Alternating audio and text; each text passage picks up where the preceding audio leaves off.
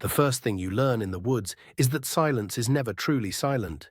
It breathes, it moves, it watches. That's what made the moment so terrifying, because for the first time that evening, the forest held its breath. The wind died, the branches stopped swaying. Even the distant chirps and rustles of unseen creatures had disappeared, leaving only the hollow sound of my own breathing. I was 16, gripping a rifle with numb fingers, crouched behind a fallen log, scanning the dense trees ahead. I wasn't alone. At first, I thought I had spotted another hunter, a tall figure barely visible through the shifting mist that curled around the trunks like ghostly fingers. He was standing maybe 50 yards away, partially obscured by the skeletal remains of an old oak. My father had warned me about other hunters in the area, but this one felt off. He wasn't moving like a hunter. He wasn't scanning the ground for tracks or shifting his weight carefully the way my father had taught me. He was just standing there, watching. A slow shiver crept up my spine as I squinted through the dimming light, trying to make out his features. The man's stance was rigid, unnatural, as if he were frozen in time. I could see the outline of a rifle slung across his chest, the barrel catching the last dying rays of sunlight. Then, without warning, he moved. His hands rose, slow, deliberate, his fingers curled around the rifle's grip. My breath hitched in my throat as I realized what was happening. He was aiming at me. Panic flared in my chest. My first instinct was to duck, but my body refused to obey. My mind raced through possibilities. Maybe it was a mistake. Maybe he hadn't seen me. Maybe he thought I was a deer. But deep down, I knew better. There was no hesitation in his movement, no sign of confusion or correction. This man knew exactly what he was doing. A heartbeat passed, then another. I forced myself to swallow my fear and slowly, carefully raised my own rifle. My hands trembled as I trained the sight on him. He didn't move, didn't speak, didn't waver. The tension between us was suffocating, stretching out into something that felt impossibly long. Then he took a step forward, a deliberate step, slow, measured. I could hear the faint crunch of leaves beneath his boots, the sound making my pulse hammer against my ribs. My fingers hovered over the trigger. My father had told me never to aim my rifle at another person unless I intended to use it. But this wasn't a normal situation. This wasn't some lost hiker stumbling into our territory. This was a man with a gun, walking toward me with purpose. Somewhere in the distance, another shot rang out, echoing through the trees like a sharp crack of thunder. It startled me, made me flinch, but the man didn't react. He didn't even glance in the direction of the sound. He just kept coming. That was when I realized I had to move. I scrambled backward, my boots slipping against the damp forest floor. My breath came in short, sharp gasps as I turned and bolted through the trees, branches whipping against my arms and face. I didn't look back. I didn't need to. I knew he was following me. The forest was a blur as I ran, my mind screaming at me to get back to my father, to get back to camp, to get anywhere but here. Every shadow felt like a figure, every snapping twig like a footfall just behind me. I could feel the weight of unseen eyes pressing down on me, the suffocating certainty that if I stopped, if I hesitated for even a second, he would be there. Then, just as suddenly as it began, I burst into the clearing where my father and Charlie had set up camp. The sight of them sent a wave of relief crashing through me. My father was kneeling by the fire, cleaning his rifle, while Charlie stood nearby, sipping from a thermos. They looked up as I stumbled into the clearing, my chest heaving, my face pale. My father frowned. What the hell happened? I opened my mouth to speak, to tell them about the man in the woods, about the way he had aimed at me, about the way he had followed me. But the words caught in my throat. I turned, pointing back toward the tree line. But the man was gone. The forest behind me was empty, nothing but dark trees and shifting shadows. No footprints, no movement, no sound, as if he had never been there at all. The fire crackled in the center of our small clearing, casting flickering shadows that danced along the trees.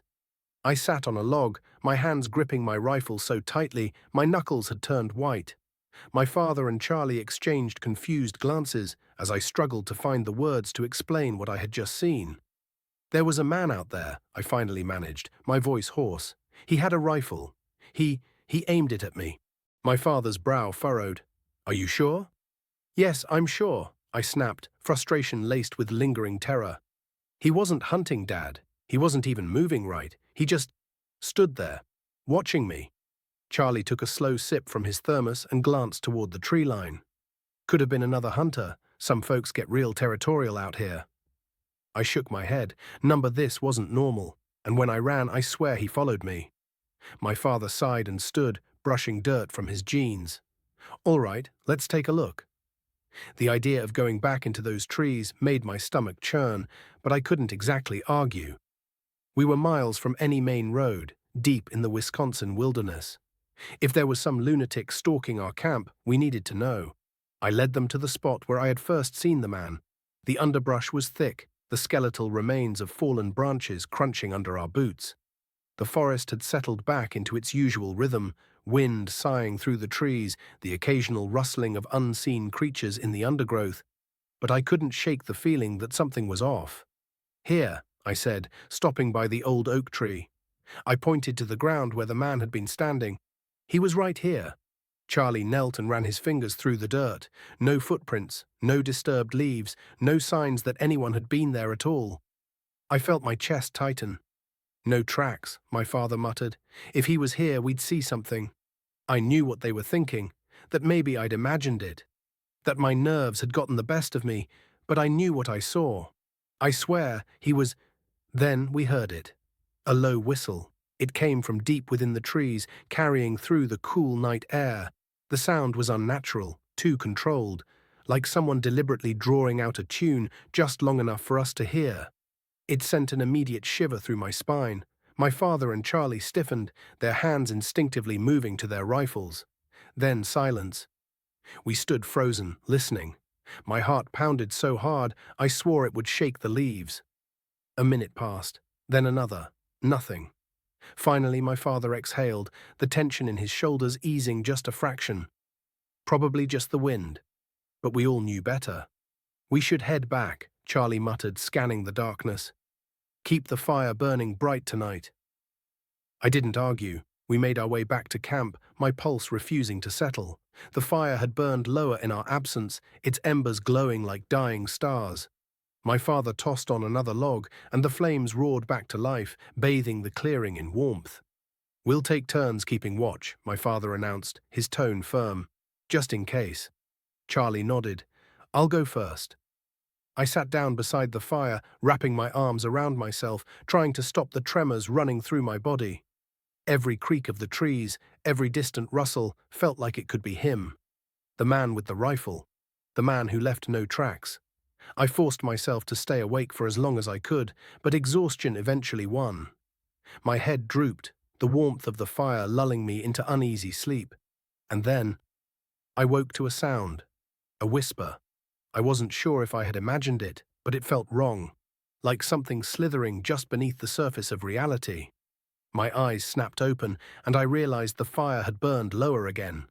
Charlie was still awake, sitting on a log, rifle across his lap. He turned slightly when he noticed me stirring. You okay, kid? I swallowed hard and nodded. Then I saw his expression change. His eyes narrowed as he stared past me, toward the edge of the clearing. Slowly I turned. There, just beyond the reach of the firelight, stood a figure. Tall, motionless, watching. My breath caught in my throat. The fire crackled between us, casting brief glimpses of his silhouette. His arms hanging stiff at his sides, his face obscured by darkness. But I knew. It was him. The man with the rifle. He had found our camp, and he was waiting. The moment I saw him, the breath in my lungs turned to ice. He stood just outside the firelight's glow, his body rigid, his face swallowed by the dark. My pulse pounded in my ears, drowning out the crackling flames. The man didn't move, he didn't speak, he just watched. Charlie reacted first. He shot up from his seat, gripping his rifle tight. Hey, he barked, his voice cutting through the stillness. Who the hell are you? No response. I could barely make out the shape of the rifle slung across the man's shoulder, its barrel catching a faint gleam from the fire. He stood there like a statue, his posture eerily unnatural, head tilted slightly, body stiff as if he were listening to something only he could hear. My father stirred inside the tent, groggy and unaware. The second he sat up and saw our faces, saw where we were looking, he understood. "What's going on?" His voice was thick with sleep, but when he saw the figure standing beyond the firelight, his expression darkened. Charlie took a step forward, raising his rifle slightly, not yet aiming, but not far from it either. "You lost?" His tone was sharp, edged with warning. Still, the man didn't answer. A deep, instinctive fear clawed its way up my throat. This wasn't normal. If he were just another hunter, he would have said something by now, explained himself, apologized for intruding. But this man, he wasn't here by accident. Then slowly, painfully slowly, he moved. He lifted his hand, fingers extending outward. At first, I thought he was reaching for something, but then I realized he was pointing, not at us, at me. A chill rolled down my spine, rooting me to the spot. The fire crackled between us, its flickering flames stretching shadows across his form. My father finally stood, rifle in hand. His face was unreadable, but I could tell he was tense. "I don't know what your problem is, but you need to get out of here," he said firmly. "Now." The man remained silent for a moment longer, then, without a word, he lowered his arm and turned. He walked away, disappearing into the blackened forest. No hurry, no fear. Just a slow, deliberate retreat, as if he had accomplished exactly what he came for. We listened as his footsteps crunched against the underbrush, growing softer and softer, until they were gone. Silence swallowed the woods. For a long time, none of us spoke. The only sound was the occasional pop of burning wood. Finally, Charlie exhaled, rubbing his face with a shaky hand. "Jesus Christ. What the hell was that?" I croaked. No one had an answer. The decision to leave my father was the first to shake himself out of the daze. He turned to me, eyes sharp. "You're sure that's the same guy?" I nodded. It was him, the same man I saw in the woods. Charlie swore under his breath, pacing near the fire. "All right, I don't like this. Could just be some lunatic screwing with us, but I don't like it." Neither did I. Neither did my father. "We're leaving," he said, his tone final. "At first light." Charlie hesitated, but eventually nodded. "Yeah, probably for the best." I wanted to argue that we should leave now, that we shouldn't wait for daylight, that we should pack up camp and start hiking immediately. But I knew my father. He was logical, careful. Hiking out in the dark, miles from the truck, wasn't safe. Still, sleep didn't come easy that night. I lay inside the tent, heart hammering, listening to every sound outside. Every gust of wind felt like a whisper. Every snapping twig sent my nerves into overdrive. I kept my rifle close, my fingers curled around the cold metal like a lifeline. I wasn't sure if I ever actually fell asleep, or if I simply drifted in and out of a waking nightmare. But at some point, deep in the night, I heard something. A whistle, faint, distant but unmistakable.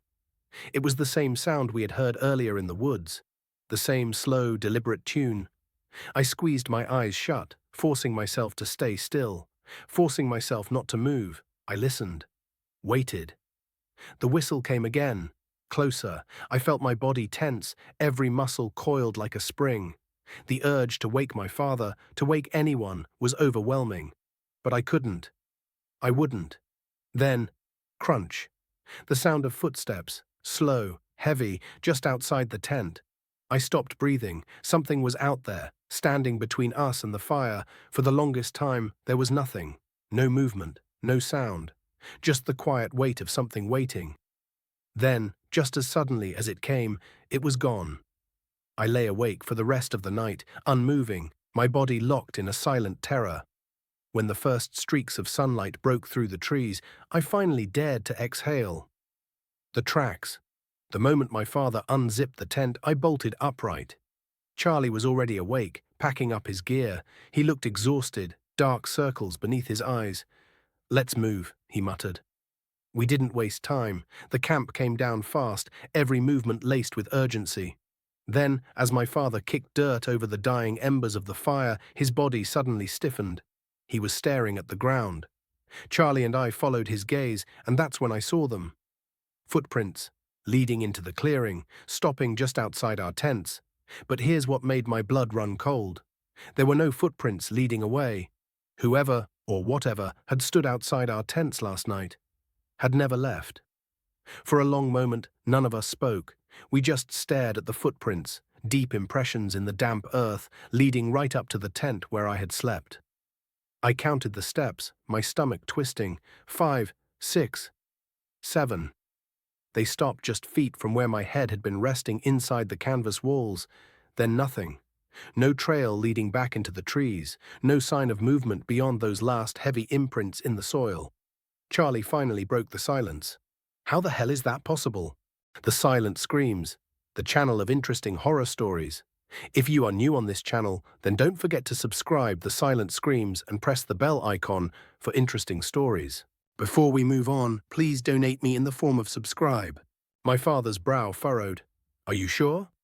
Yes, I'm sure, I snapped, frustration laced with lingering terror. He wasn't hunting, Dad. He wasn't even moving right. He just stood there, watching me. Charlie took a slow sip from his thermos and glanced toward the tree line. Could have been another hunter. Some folks get real territorial out here. I shook my head. This wasn't normal, and when I ran, I swear he followed me. My father sighed and stood, brushing dirt from his jeans.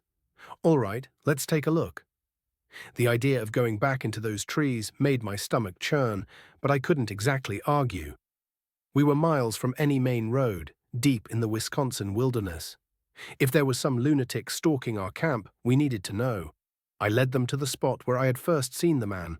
The underbrush was thick, the skeletal remains of fallen branches crunching under our boots. The forest had settled back into its usual rhythm, wind sighing through the trees, the occasional rustling of unseen creatures in the undergrowth. But I couldn't shake the feeling that something was off. Here, I said, stopping by the old oak tree. I pointed to the ground where the man had been standing. He was right here. Charlie knelt and ran his fingers through the dirt. No footprints, no disturbed leaves, no signs that anyone had been there at all. I felt my chest tighten. No tracks, my father muttered. If he was here, we'd see something. I knew what they were thinking, that maybe I'd imagined it, that my nerves had gotten the best of me, but I knew what I saw. I swear, he was... Then we heard it. A low whistle. It came from deep within the trees, carrying through the cool night air. The sound was unnatural, too controlled, like someone deliberately drawing out a tune just long enough for us to hear. It sent an immediate shiver through my spine. My father and Charlie stiffened, their hands instinctively moving to their rifles. Then silence. We stood frozen, listening. My heart pounded so hard, I swore it would shake the leaves. A minute passed, then another. Nothing. Finally, my father exhaled, the tension in his shoulders easing just a fraction. Probably just the wind. But we all knew better. We should head back, Charlie muttered, scanning the darkness. Keep the fire burning bright tonight. I didn't argue. We made our way back to camp, my pulse refusing to settle.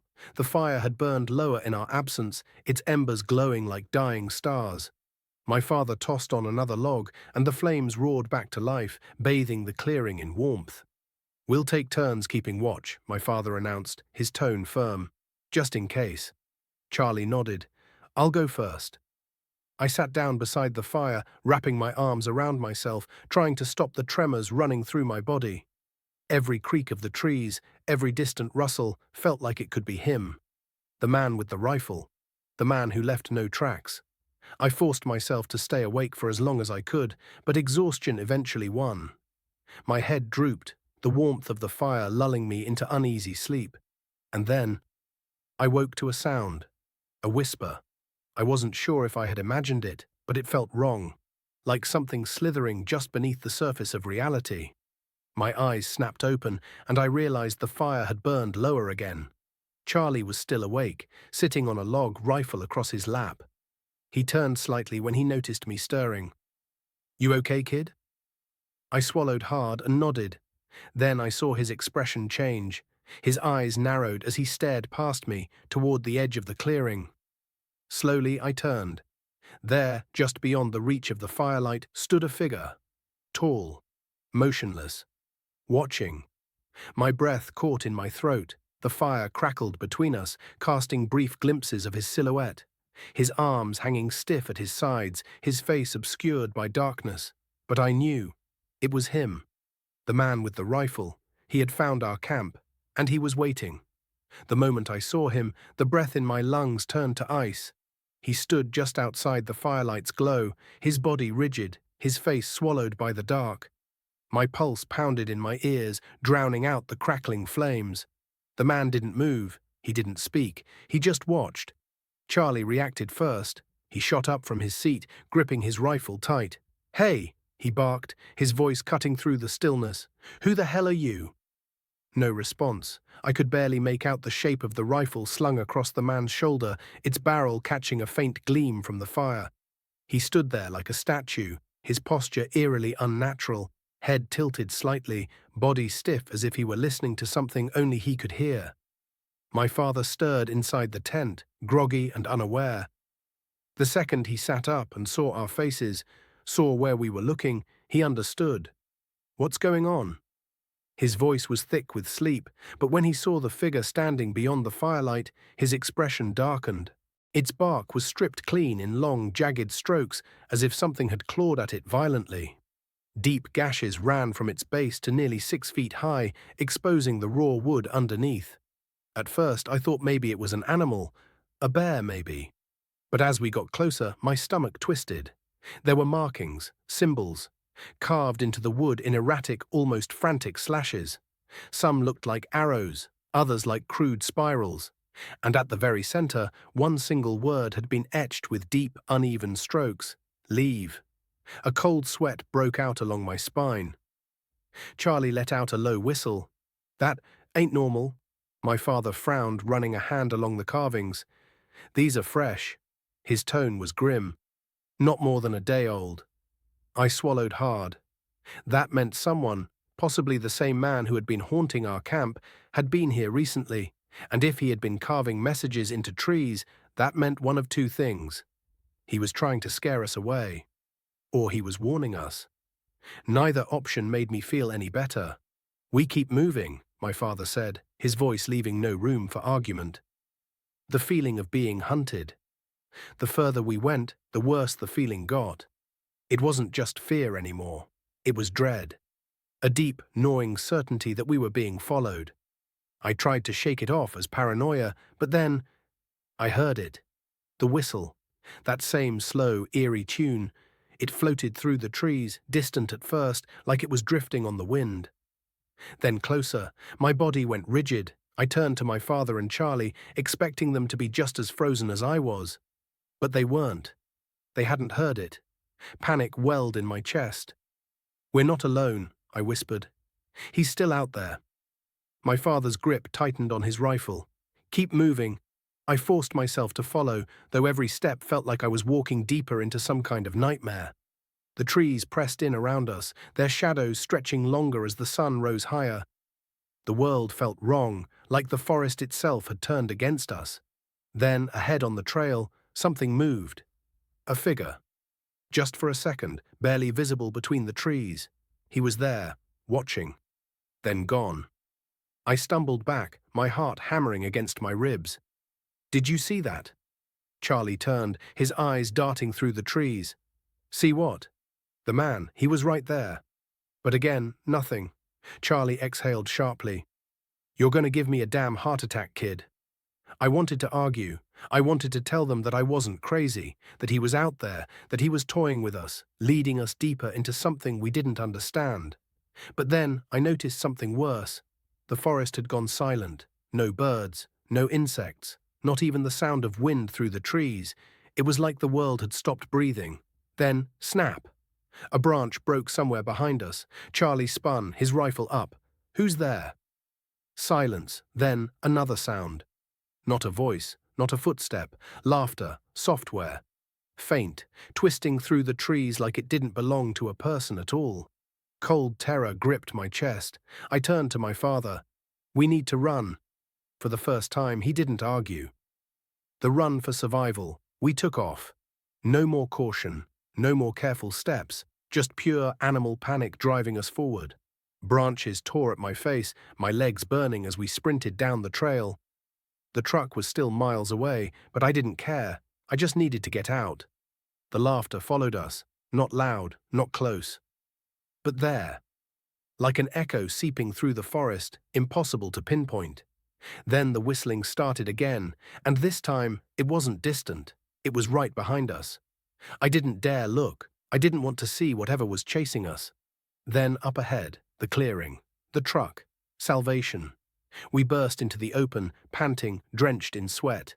My father yanked the truck door open, tossing his gear inside.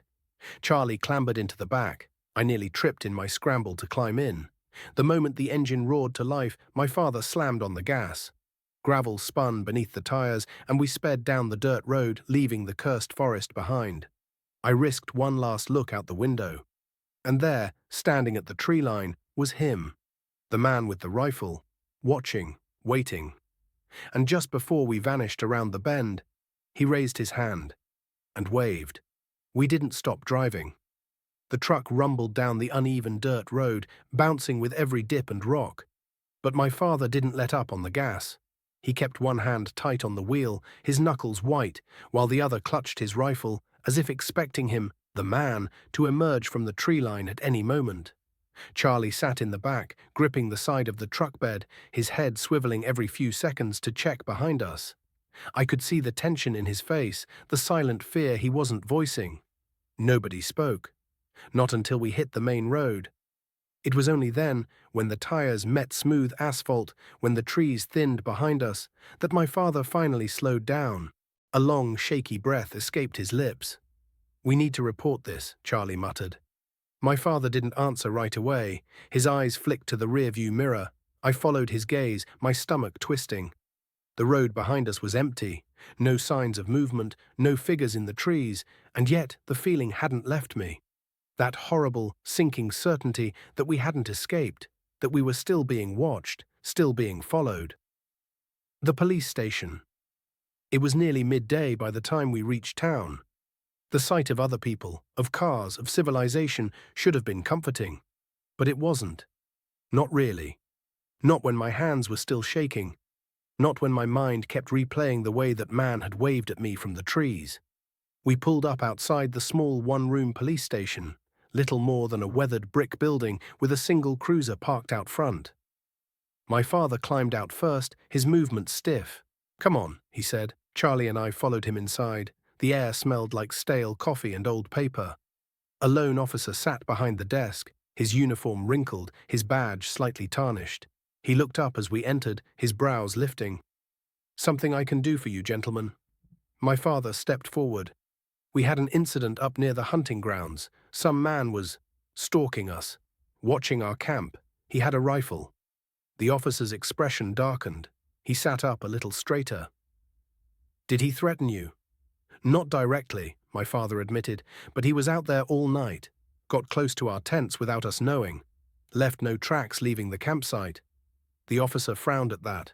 "No tracks?" Charlie nodded. "Damn weird, too. His footprints just stopped outside our tents, like he vanished into thin air." For a moment, the officer didn't say anything. Then he sighed, rubbing his forehead. "You're not the first ones." A cold shiver ran down my spine. I leaned forward. "What do you mean?" The officer hesitated, then pulled out a folder from beneath his desk. He flipped through a few sheets of paper, then turned one around so we could see it. A report, dated 2 months ago. "Another hunting group," the officer said, "had a similar experience, saw a man watching them from the woods, always just out of reach. They left in the middle of the night, but when they got back to their truck," he tapped the paper, "they found footprints circling it." My breath caught in my throat. Charlie let out a slow whistle. "Jesus." "We searched the area," the officer continued. "Didn't find anyone. No sign of camps, no sign of a drifter. No missing persons matching the description." "What is he?" I asked, barely able to keep the tremor from my voice. The officer shook his head. "Don't know. But if I were you, I'd stay the hell away from those woods." My father exhaled sharply. "You won't get an argument from me." The officer wrote down our names, asked a few more questions, then assured us he'd follow up if anything new came up. But I could tell. He didn't expect to find anything, because this wasn't normal. This wasn't something the police could fix. Something was wrong that night. I barely slept. I lay in my bed, staring at the ceiling, listening to every creak and groan the house made. The rational part of me knew we were safe. We were miles from those woods. But that other part, the part of me that had felt something unnatural in that forest, it wasn't convinced. I rolled onto my side, trying to shake the feeling. But then, a sound, a whistle. Faint, muffled by distance. But there. My body went rigid. My hands clenched the sheets. It was impossible. It had to be in my head. But then it came again. Closer. I sat up, my breath shallow. I turned my head slowly toward the window. The curtains were drawn, but I could feel it. Something was outside. I forced myself to move, step by step, inching toward the window. My pulse roared in my ears. I hesitated, then, with trembling fingers, pulled the curtain back. Nothing. Just the yard, the streetlights casting pale, flickering shadows. I let out a breath. I was just paranoid. Just imagining things. Then my eyes drifted downward, and my stomach turned to ice, footprints, leading up to my window, stopping just beneath it. No trail leading away, just like in the forest. A lump formed in my throat. My fingers trembled as I reached for the window latch, double-checking that it was locked. Then knock, knock. 2 soft taps against the glass. My heart nearly stopped. I didn't move, didn't breathe. And then, the wave. A shadowed figure standing just outside the reach of the streetlight, lifting a hand and waving. Like he knew me, like he'd always known me. I couldn't move. My body refused to respond, locked in place by the sheer terror of what I was seeing. The figure outside the window stood still, just at the edge of the streetlight's glow. The only movement was the slow, deliberate raise of his hand, the same mocking, knowing wave he had given me in the forest. My breath hitched, my fingers dug into the windowsill, my mind screaming at me to run, to wake my father, to do something. But I just stood there, watching. The streetlight flickered, and in that split second of darkness, he was gone. The yard was empty, the street silent. No sound of footsteps, no rustling of bushes, just nothing. But the footprints remained. My stomach twisted. This wasn't possible. No one could just disappear like that, not without a trace, not without making a sound. My breathing was too loud in the quiet room. Every inch of me screamed to check the door locks, to make sure the windows were secure. But at the same time, I knew it wouldn't matter. Because if he could follow me from the woods to here, if he could stand outside my room in the dead of night, leaving no tracks away, then doors wouldn't stop him. The restless night, I barely slept. Every time I closed my eyes, I heard it. The whistle, the laughter, the whisper of trees moving in a wind that didn't exist. I left my light on, staring at the door, waiting for the handle to turn, for footsteps to echo in the hallway. But the night passed in eerie silence. By the time morning light filtered through my window, I felt like I hadn't blinked in hours. My body ached, my mind buzzing with exhaustion and fear. But the footprints were still there, mocking me, a cruel reminder that last night had been real. Telling my father at breakfast, I forced myself to speak. "Dad, I think he was here last night." My father, midway through sipping his coffee, froze. His eyes snapped up to meet mine. "What?" I swallowed hard. "The man. From the woods. He was outside my window." Charlie, who had come over that morning, put down his fork. "You saw him?" I nodded, suddenly feeling small under their gazes. He waved at me, like before. A heavy silence fell over the table. My father slowly put down his mug. "Did you lock the doors last night?" "Yes." "Check the yard?" I hesitated. "No." Without another word, my father stood and grabbed his rifle. Charlie and I followed him outside. The footprints were still there, leading right up to the window, pressed deep into the dirt. Charlie let out a low whistle. "Jesus." My father crouched, inspecting the tracks. His face darkened. "These are fresh, maybe a few hours old." I wrapped my arms around myself. But how did he get here? No one had an answer.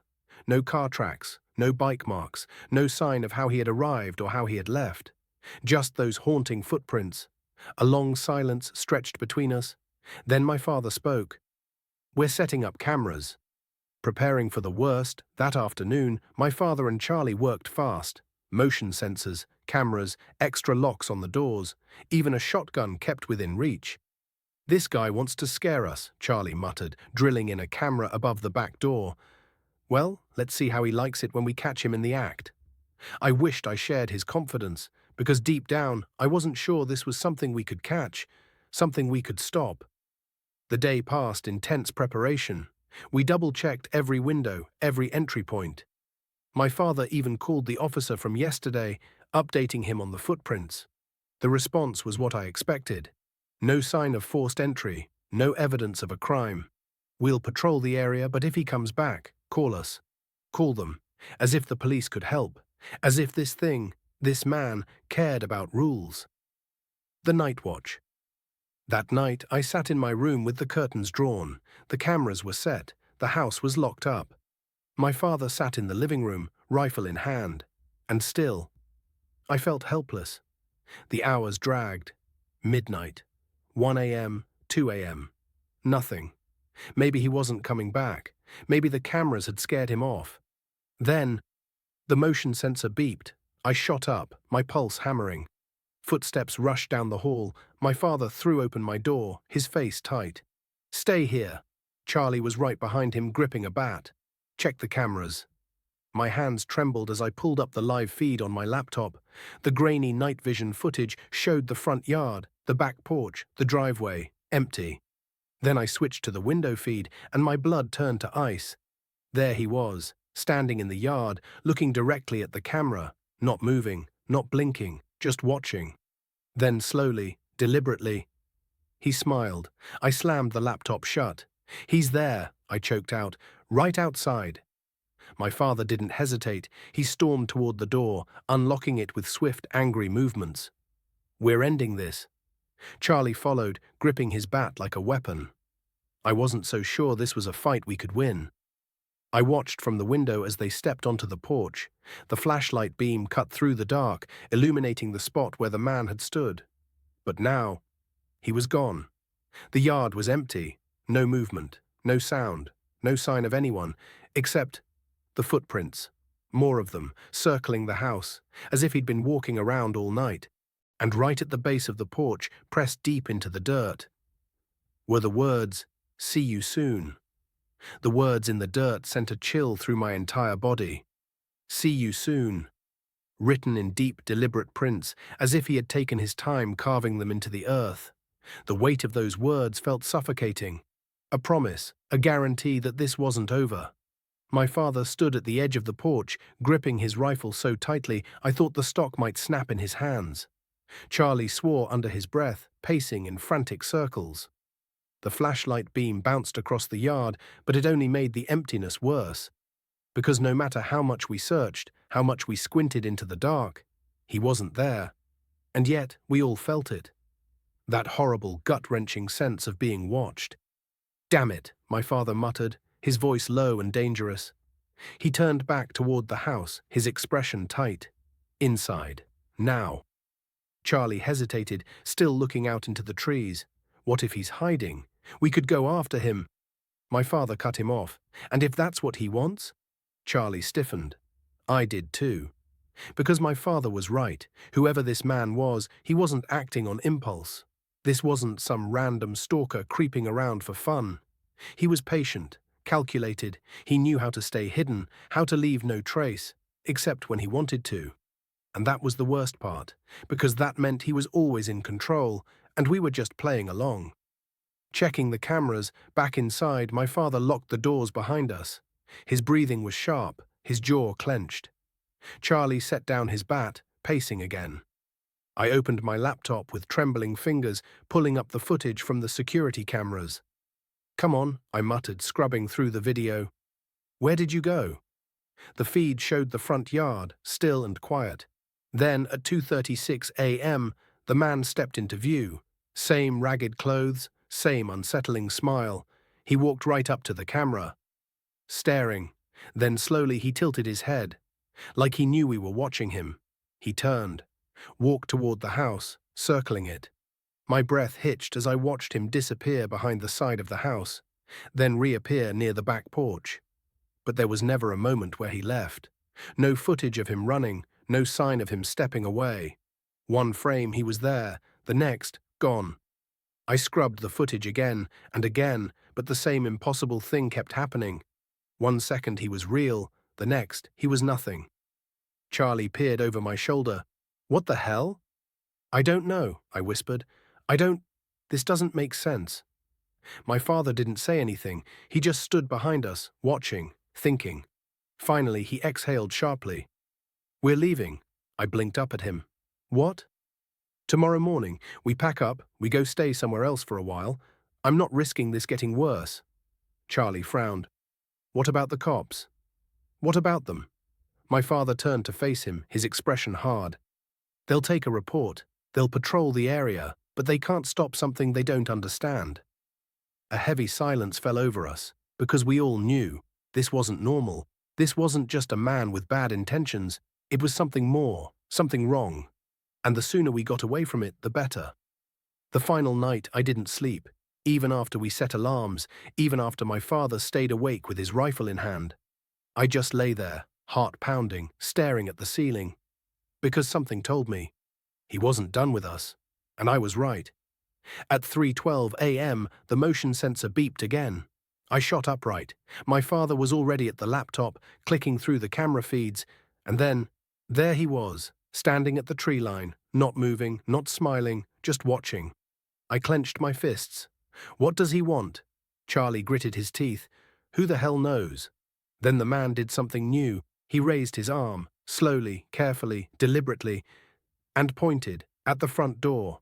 A shudder ran down my spine. "Nope," Charlie muttered. "Screw this." But before anyone could move, the door handle turned, a soft, deliberate click-click, as if someone were testing the lock. My father moved faster than I'd ever seen him, grabbing his shotgun and storming toward the door. He flung it open, and no one was there. Just the empty porch, the still night. But I knew he was watching, waiting. Because on the porch, where my father now stood, was a fresh set of footprints, and one single note scrawled onto a piece of old yellowed paper. "You can't leave." For a long, agonizing moment, no one moved. The note sat there on the porch, its message burning into my mind. "You can't leave." Charlie let out a slow breath. "Okay, what the actual hell?" My father didn't answer. He simply bent down, picked up the paper, and turned it over in his hands. His fingers tightened around it, and I could see his jaw clench. "Inside," he said, his voice low. "Now." I didn't argue. None of us did. Once the door was locked behind us again, my father went straight for the kitchen, grabbing a lighter from the drawer. Without hesitation, he flicked it on and held the flame to the paper. I watched as the edges curled, blackening, turning to ash. But as the fire swallowed the last of the note, I swore I saw something beneath the burning ink. Another message, hidden underneath, appearing only for a second before it turned to dust. I only caught a glimpse, but I knew what I saw. "You're already mine." A cold, creeping horror slid through me, my breath catching in my throat. I didn't tell the others, because I knew. I didn't have to. Escape plan by sunrise, we were packed. My father had decided we weren't just leaving the house, we were leaving town. "We'll go to my brother's place," he said. "It's 3 hours away. If this bastard wants to follow us that far, he's got another thing coming." Charlie threw his duffel bag into the truck. "Fine by me." I wanted to feel relieved. I wanted to believe that this nightmare would finally be over once we got far enough away. But something gnawed at me, a deep, unsettling feeling that we weren't going to make it that easy. I kept my mouth shut. By 9 a.m., we were on the road. The road out, the drive was quiet. Too quiet. I sat in the back seat, my fingers gripping the edge of my jacket as I stared out the window. Every tree, every shadow, every flicker of movement made my pulse spike. But the highway was empty. Maybe, just maybe, we were actually free. Then Charlie's voice broke the silence. Guys?" I looked up.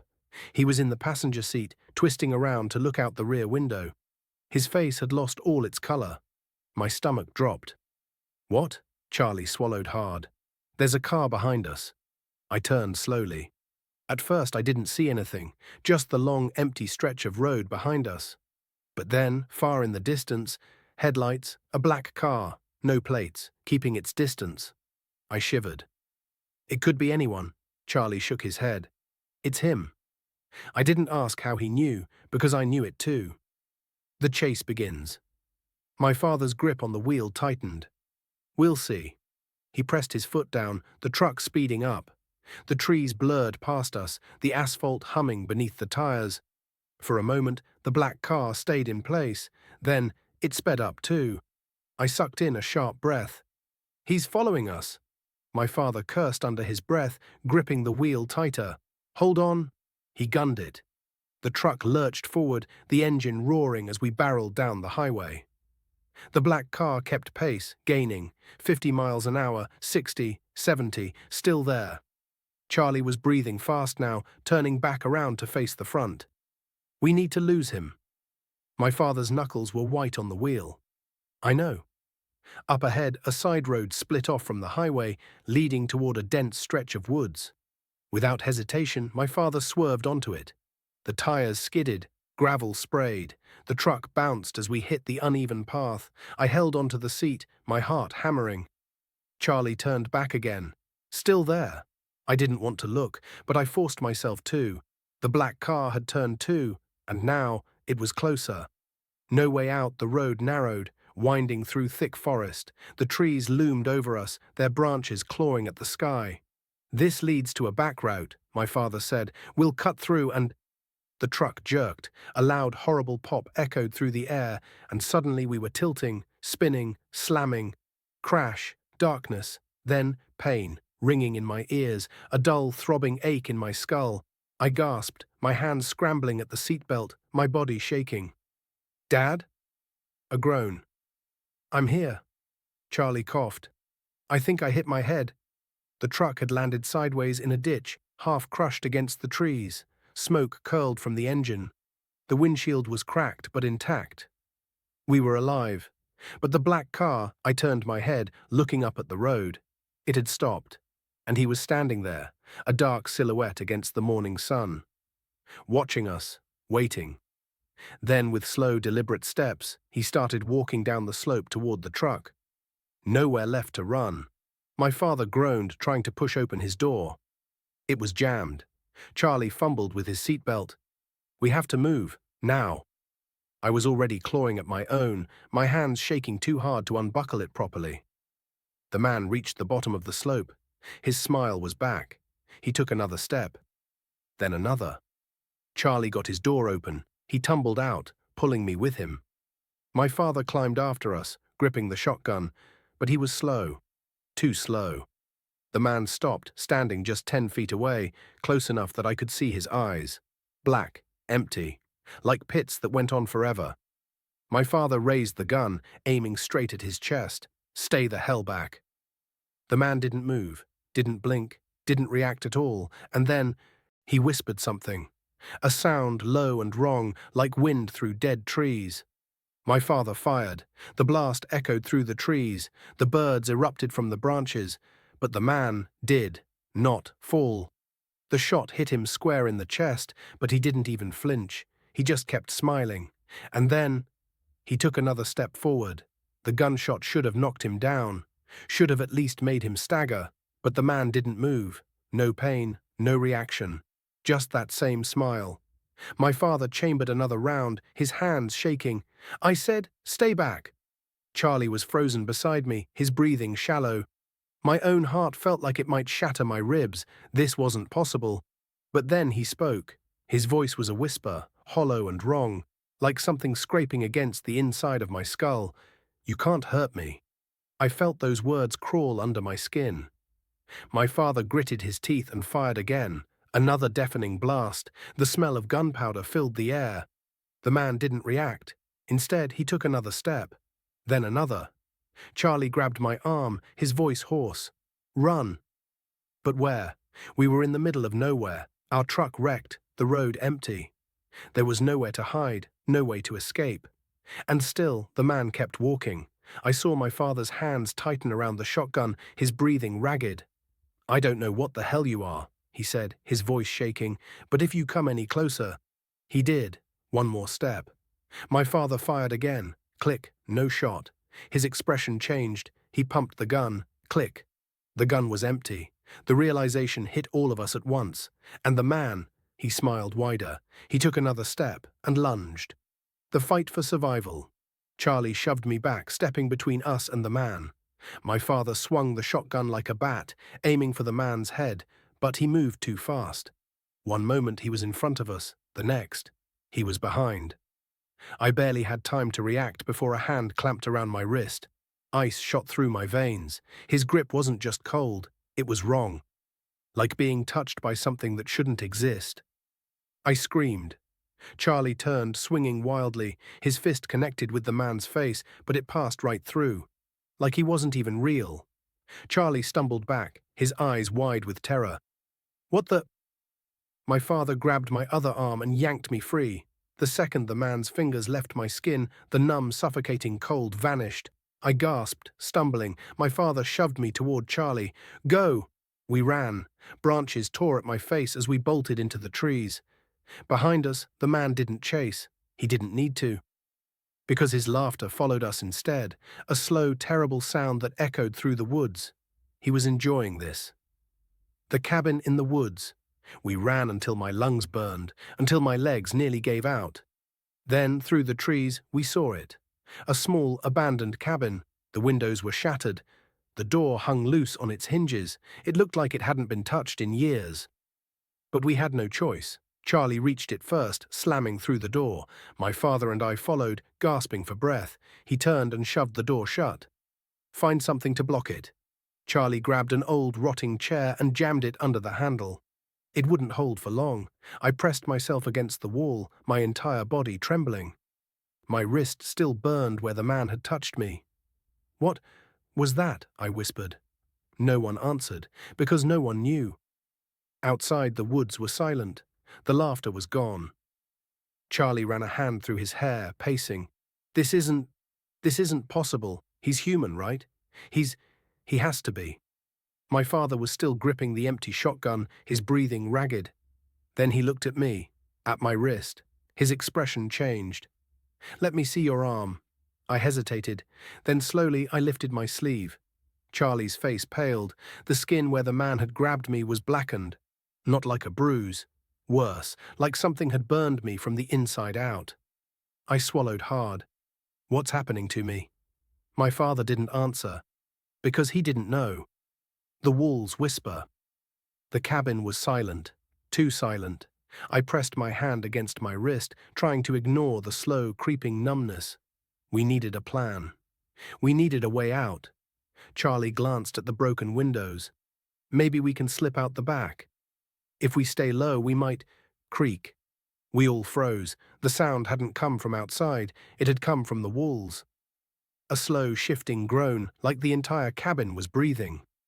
My father turned sharply, gripping the shotgun like it was still useful. "What the hell was that?" Charlie pressed his ear against the wooden panels, and then his face drained of color. I barely had time to react before he stumbled back, shaking his head violently. "What? What is it?" I grabbed his arm. He looked at me and whispered, "It's his voice." "He's already here," the walls whispered. Low and soft, like dozens of voices speaking at once. I pressed my hands over my ears, my breath coming in short gasps. My father grabbed Charlie by the shoulders. "What did you hear?" Charlie's lips trembled, his hands balled into fists. Then finally he spoke. He said, his voice was hoarse, weak. He said, "You never left." The whispering grew louder. I squeezed my eyes shut. The cabin suddenly felt smaller, like the walls were closing in. And then, the whispering stopped. Silence. I barely had time to catch my breath before the door exploded open. A black, twisted shape lunged inside. The endgame. We barely had time to react before the thing was on us. I didn't see its face. I didn't need to. Because I knew who it was. Him. Charlie shoved me aside as the figure moved too fast, a blur of darkness and something unnatural. My father raised the shotgun, but this time he didn't shoot. Because he knew. knew the bullets didn't matter, knew there was only one way out. His eyes met mine, and then he shouted, "Run!" Before I could stop him, he grabbed Charlie and shoved him toward the door. I didn't want to go, but my body moved on its own. I turned and ran. We crashed through the trees, our feet barely touching the ground. The forest was a blur of shadows and tangled branches, but we didn't stop. We couldn't stop. Behind us, the cabin groaned. The walls shuddered as if something inside was tearing them apart. A sound like splitting wood and twisting metal filled the air, followed by a deep, guttural laugh. He was coming. Charlie grabbed my arm, yanking me forward.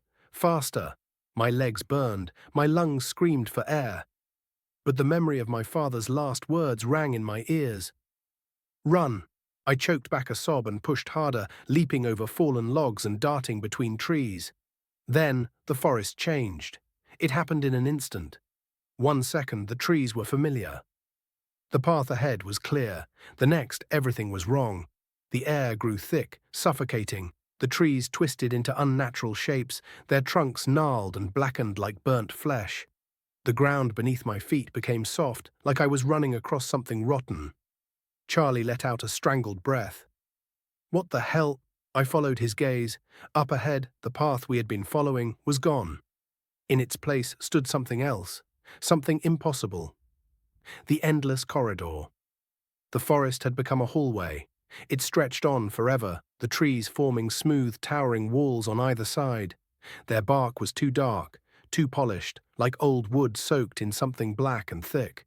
There was no sky, no stars, only darkness pressing down from above. Charlie took a step back. "This isn't real."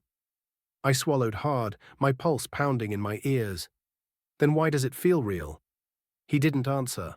Behind us, the sound of footsteps echoed through the unnatural corridor. Slow, deliberate, the same way he had walked toward us before, like he knew we had nowhere to go. I turned. He was there. Not running, not rushing, just walking. That same sickening smile stretched across his too pale face. "You're almost home." His voice slithered through my mind, scraping against my thoughts. Charlie grabbed my hand. "We have to move." We turned and ran, a path with no end. The corridor stretched on forever, no doors, no turns, no way out. The ground beneath us shifted. It was like running through mud, each step sinking deeper. My legs burned, my breaths coming in ragged gasps. Charlie clutched my arm. "This isn't real. It's a trick. We need to—" His voice cut off. I turned, and he was gone. Panic slammed into me. "Charlie!" Silence. I spun around wildly. The corridor was empty. The footsteps behind me had stopped. I was alone. The voices in the dark. The walls whispered, soft at first, then louder. The voices were familiar. I turned, my breath catching in my throat. The darkness shifted, shadows twisted and took shape. A figure stepped forward. I knew that face, my father. My heart leapt into my throat. "Dad?" He didn't speak, didn't blink, just stood there, watching. Then more shapes emerged from the darkness. Charlie, my mother. People I had never seen before, their eyes hollow, their expressions blank. I stumbled backward. This isn't real." The whispers grew louder, the figures stepped closer. Then, in unison, they all smiled. That same unnatural grin. I turned and ran. The breaking point, I didn't stop, didn't look back. The corridor stretched on, but I kept running, faster and faster.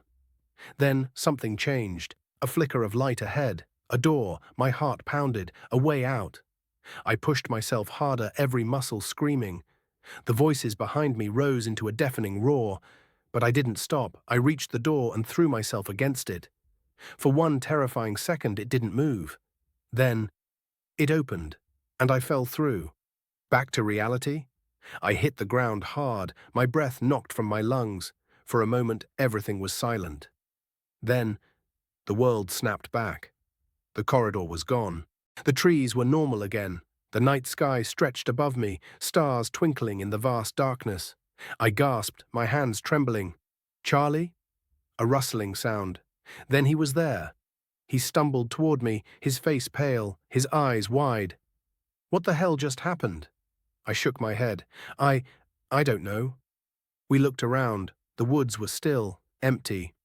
No sign of him, no sign of my father. Charlie's voice was hoarse. Did we escape? I didn't answer, because deep down, I knew the truth. He wasn't done with us yet. We stood there, gasping for air, our bodies trembling with exhaustion and fear. The forest had returned to normal, or at least it looked that way.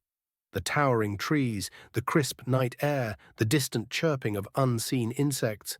It all felt so ordinary, but it wasn't. It would never be again. Charlie bent over, hands on his knees, his breath coming in ragged gulps. What the hell just happened? His voice was hoarse, barely above a whisper. I swallowed hard.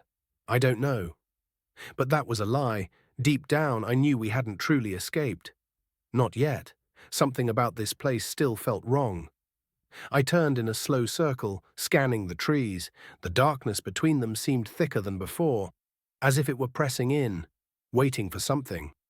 Charlie straightened, wiping sweat from his forehead. "We need to find your dad." His voice was firm, but there was an edge to it, a quiet terror lurking beneath the surface. I nodded, but my stomach twisted at the thought. Was he even still alive? Before I could say anything, a sound echoed through the trees, a low, distant hum. Charlie stiffened. "Do you hear that?" I did. And it was getting closer. The unseen stalker. The hum wasn't mechanical. It wasn't natural either. It was deep, resonant, like something vibrating beneath the surface of the earth, just out of reach. Then, as if carried on the wind, we heard it. Laughter. That same slow, measured chuckle curling through the trees like smoke. Charlie grabbed my wrist. "We have to move." I didn't argue. We took off running, dodging branches and leaping over roots. My heart pounded against my ribs. Every instinct in my body screamed at me to keep moving. But something was wrong. No matter how far we ran, no matter how fast, we weren't getting anywhere. The trees were repeating, the same twisted trunk, the same fallen log, the same patch of dead leaves. I skidded to a stop, my chest heaving. "Charlie, we're going in circles." His face was pale, sweat beading along his forehead. He turned sharply, looking around. "That's not possible. We're running in a straight line." I clenched my fists. "Then how do you explain that?" I pointed at the fallen log, a log we had passed twice already. Charlie opened his mouth, then closed it, and then the laughter stopped. The sudden silence was worse, much worse, something in the trees. Charlie took a slow step back, his hands shaking. "He's here." I turned sharply, scanning the darkness. The trees stretched endlessly in every direction. There was nothing but shadows and the cold whisper of the wind. Then, I saw it. A shape. At first, it was just a shadow among the others. But then it moved. Slowly, deliberately. The silhouette of a man standing too still. Watching. Charlie grabbed my sleeve. "We should—" The figure twitched. Not a normal movement, something unnatural. A sharp, jerking motion, like a puppet whose strings had been yanked. My blood turned to ice. Charlie whispered, "That's not him." I couldn't look away. The shape twitched again, stepping forward, just enough for the moonlight to catch its face, a face that wasn't really a face at all, just a stretched, gaping grin, no eyes, no nose, just teeth. A voice that shouldn't exist. It spoke, but it wasn't a voice. It was many voices, layered over one another, overlapping, all speaking in unison. "You don't belong here." Charlie yanked me back. "Run!" We sprinted, but the forest fought against us. The ground shifted beneath our feet, the trees closed in, their branches stretching toward us like grasping hands. I tripped. Charlie grabbed me before I hit the ground. "Come on, we have to—" Something slammed into him. A force, invisible but impossibly strong. Charlie was ripped away from me, yanked backward into the darkness. I screamed his name, reaching for him, but he was gone. Alone again. My breath came in shallow gasps, my fingers clawed at the dirt, my head spinning. This wasn't happening. Charlie had been right there, right there. Then, he wasn't. The air around me grew thick, the darkness pressed in. And then, a voice. Software. Familiar. "You never left." A cold hand clamped around my wrist. I screamed. I twisted, kicking wildly, trying to tear away, but the grip was unshakable. And then I saw him. My father, standing in front of me. His face was blank, expressionless. His eyes weren't his. The final warning. He tilted his head slowly, too slowly. Then, in a voice that wasn't his own, he whispered, "He's already inside." The words sent a bolt of pure, raw terror through me, because I knew what they meant. The laughter returned, louder this time, closer. It wasn't coming from the trees anymore, it was coming from me. A sound crawled up my throat, bubbling into the air. Laughter. But I wasn't laughing. Something else was. Something inside me. I staggered back, clutching my head. My father's hollow stare bore into me, and then his face twisted into a grin. The same grin. My vision blurred. My body felt heavy. The last thing I saw before the darkness swallowed me was my own reflection, smiling back. I couldn't breathe. The laughter inside me wasn't just a sound, it was a presence. Something else had wormed its way into my mind, curling around my thoughts like a parasite. And it was hungry. My father, or the thing that looked like him, tilted his head, the grin stretching even wider, splitting his face in ways that shouldn't be possible. "He's already inside." The words slithered through my ears, sinking into my brain like poison. I stumbled backward, shaking my head violently. Number. This isn't real." But the laughter grew louder. It was coming from my own mouth. I clamped my hands over my lips, trying to force it back, but the sound pushed past my fingers, spilling into the air like a broken record. The more I fought it, the harder it became to resist. My own voice was betraying me, and then the forest shifted. The trees melted away, the ground beneath me turning from dirt to something smooth, something cold. I blinked, and suddenly I wasn't in the woods anymore. I was back in the cabin, trapped in the echo. The wooden walls loomed around me, suffocatingly close. The windows were gone, just blank, endless blackness where they should have been. The fireplace crackled, but the flames were wrong. They didn't move. They were frozen, flickering in place like a paused recording. I turned, my breath coming in short, panicked gasps. "Charlie?" No answer. I was alone. Number not alone. Because he was here. I could feel him, watching, waiting. The cabin breathed. The wooden planks beneath my feet creaked, the walls groaning like something alive. I took a slow step forward, every nerve in my body screaming at me to wake up, to move, to do something. But where would I go? There were no doors, no exits, no escape. The reflection. That wasn't mine then, I saw it. A mirror. It stood in the center of the room, tall and impossibly old. The glass was foggy, the surface rippling like disturbed water. I stepped closer, my own reflection swimming into focus. But it wasn't me. Not really. The thing in the glass looked like me. Same hair, same eyes, but the grin stretched too wide, curling up at the edges like a deep, infected wound. And then it moved. Not like a normal reflection, not like me. It blinked, too slowly. Its lips moved before mine did. "You're not real." A hand, my hand, reached out from the mirror, fingers twitching. I froze. It wasn't a reflection anymore. It was something else, something trying to pull me in. I staggered back, my pulse slamming against my ribs. No, this isn't real. The thing in the mirror laughed, and suddenly, so did I. The final choice. I clutched my head, my knees buckling beneath me. The laughter wouldn't stop. It was inside me, digging deeper. I squeezed my eyes shut. Think, focus. This isn't real, but if it wasn't real, why did it feel so real? The mirror shuddered. The glass cracked, fractures splitting across its surface like veins. And through those cracks, I saw something else. A way out. I forced my legs to move, stumbling toward the broken glass. The thing inside the mirror twisted, its grin faltering for the first time. It didn't want me to go. The laughter shifted, turning into something else, something desperate. A whisper, layered with dozens of voices. "Stay." I reached forward. The mirror exploded. Shards of glass tore through the air, slicing my arms, my face. Pain ripped through me, but I didn't stop. Because behind the shattered reflection, I saw Charlie, breaking free. He was there just beyond the broken glass, standing in the woods, his face pale and terrified. His hands were stretched toward me, reaching. I lunged forward, through the shards. The world ripped apart. The cabin, the twisted forest, the endless laughter. It all collapsed. And suddenly, I was falling. And then I hit the ground. Back to reality, the impact knocked the wind from my lungs. I gasped, clawing at the dirt, my vision swimming.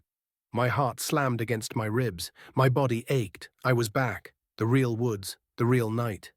I sucked in a breath, shaking. Charlie. Jesus Christ. I turned, and there he was. Charlie, alive. His face was drenched in sweat, his eyes wide with panic. What the hell just happened? Where did you… He stopped, his gaze dropping to my arms. I followed his stare.